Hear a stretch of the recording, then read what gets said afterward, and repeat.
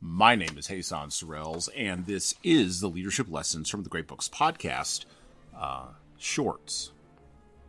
There's no co-host on these Shorts episodes. We have extended the time on these shorter episodes from 5 to 6 minutes to 15 to 20 minutes for this season.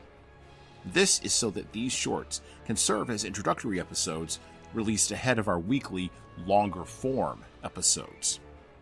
But don't worry, I will still let you know my observations, ideas, thoughts, or rants about the literature, philosophy, psychology, and even the theology of leadership, particularly as we prepare for the restoration of leadership and leadership principles during the next historical high in America.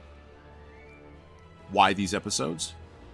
Well, because listening to me talk about leadership for now around 15 to 20 minutes is still better than reading and trying to understand yet another business book. Even that business book that you bought with that famous person's name as the author, but you haven't applied any of the principles from that book to your leadership practices. At least not yet.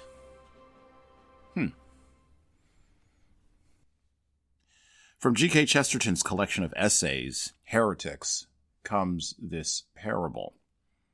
Quote, "Suppose that a great commotion arises in the street about something, let us say a lamppost, which many influential persons desire to pull down. A gray-clad monk, who is the spirit of the Middle Ages, is approached upon the matter and begins to say, in the arid manner of the schoolmen, 'Let us first of all consider, my brethren, the value of light. If light be in itself good—' At this point, he is somewhat exclusively knocked down. All the people make a rush for the lamppost. The lamppost is down in 10 minutes, and they go about congratulating each other on their unmedieval practicality. But as such things go on, they do not work out so easily. Some people have pulled the lamppost down because they wanted the electric light, some because they wanted old iron, some because they wanted darkness, because their deeds were evil. Some thought it not enough of a lamppost, some too much. Some acted because they wanted to smash municipal machinery, some because they wanted to smash something. And there is a war in the night, no man knowing whom he strikes. So gradually and inevitably, today, tomorrow, or the next day, there comes back the conviction that the monk was right after all, and that all depends on what is the philosophy of light. Only what we might have discussed under the gas lamp, we now must discuss in the dark." Close quote. Indeed.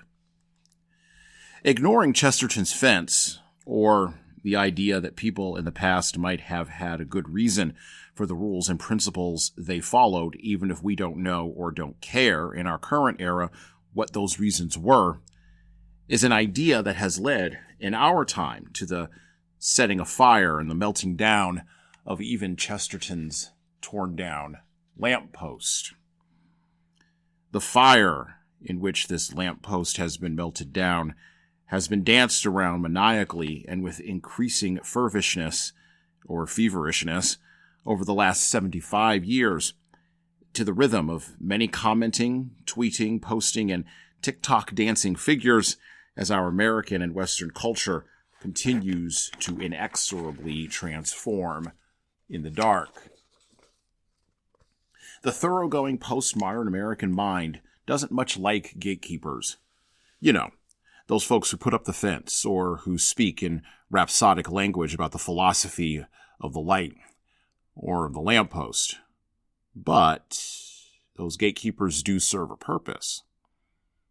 And when we lose the ability to remember how to put up the fence in the first place, or forge the metal, direct the electrical current, or even pour the concrete the lamppost was originally mounted in, we will all look for gatekeepers or leaders who do know how to perform those acts, either literally or even metaphorically. Even as we continue groping and arguing in the ever-increasing, ever-deepening dark.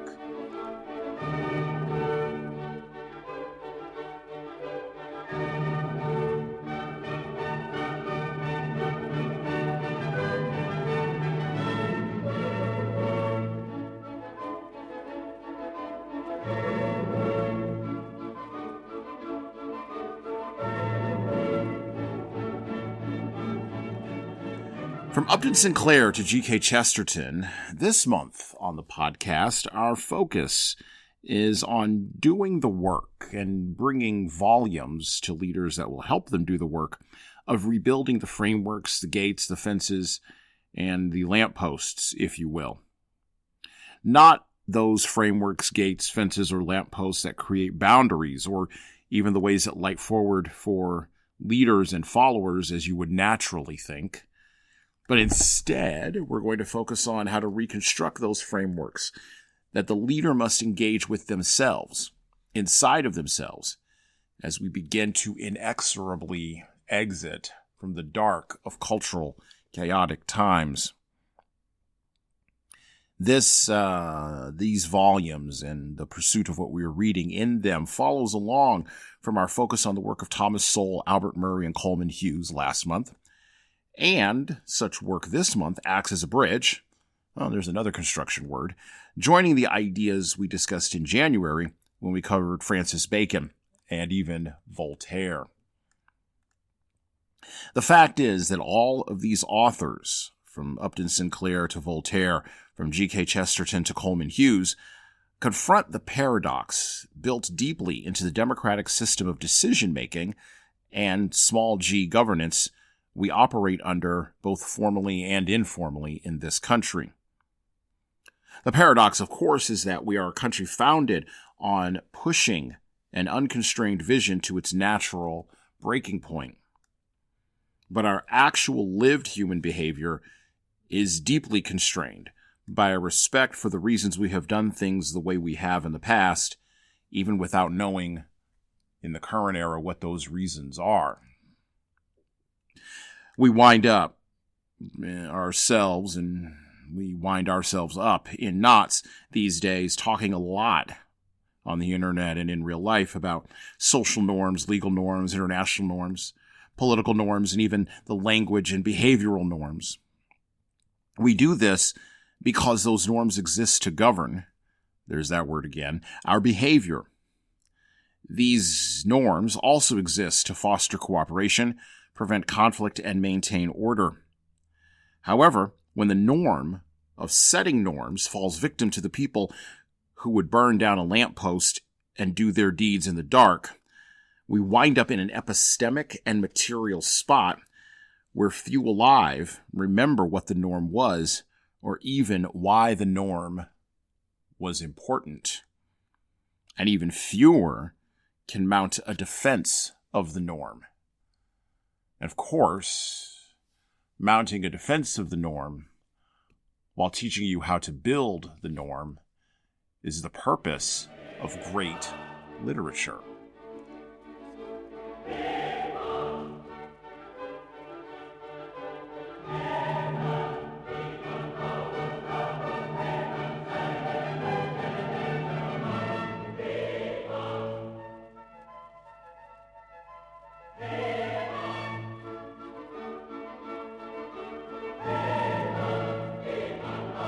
In spite of the darkness dwellers and fence burners, the cultural winds have been shifting, and for the last couple of years there has been a gradual growing sense that, on almost a religious level, a return to the boundaries provided by the strong old gods is now afoot in American culture. Now, it would be too easy to place this, to deposit this movement at the foot of one particular political or even media personality. It would be too easy to mention that this is happening and to ignore all of the resistance to or even ignorance of it. It would also be too easy to be triumphant and triumphal and declare that our 70-year-long playing footsie experiment with wandering blindly in the postmodern darkness has finally come to an end. We would have to be as foolish as those who saw the great light and then descended back into Plato's cave, only to be disappointed at being unable to rescue any of the permanently, epistemically blind living comfortably down there. But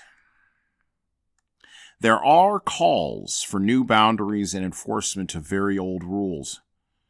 There is a growing sense that people have been pushed as far as they can be pushed out of their constrained vision. The hypocrisy and venality of our so-called leaders and so-called elites has been exposed in a manner that would make G.K. Chesterton himself seek out an air sickness bag as quickly as possible.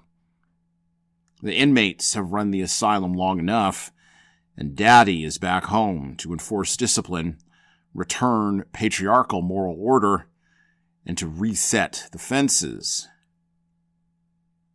Leaders in all organizations and at all hierarchical levels must decide at this moment what they'd like to do and where they'd like to stand. That is, in order to stand a post, swing a hammer, or even clear a new field in the cultural endeavor, the next 25-year-long cultural endeavor, to rebuild boundaries, reset from our most evil excesses, and open the eyes of those who have been made blind. Oh, and of course, to punish the guilty who scurry away from the light, seeking the outer darkness, where all the mythical dragons and demons tend to hide. The books we're covering this month, from Upton Sinclair to G.K. Chesterton and everything in between, will assist leaders in developing new boundaries and thinking in new ways about how to enforce old rules at a time when someone is going to have to start putting up another lamppost.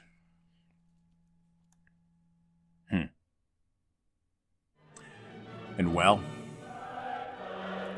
that's it for me.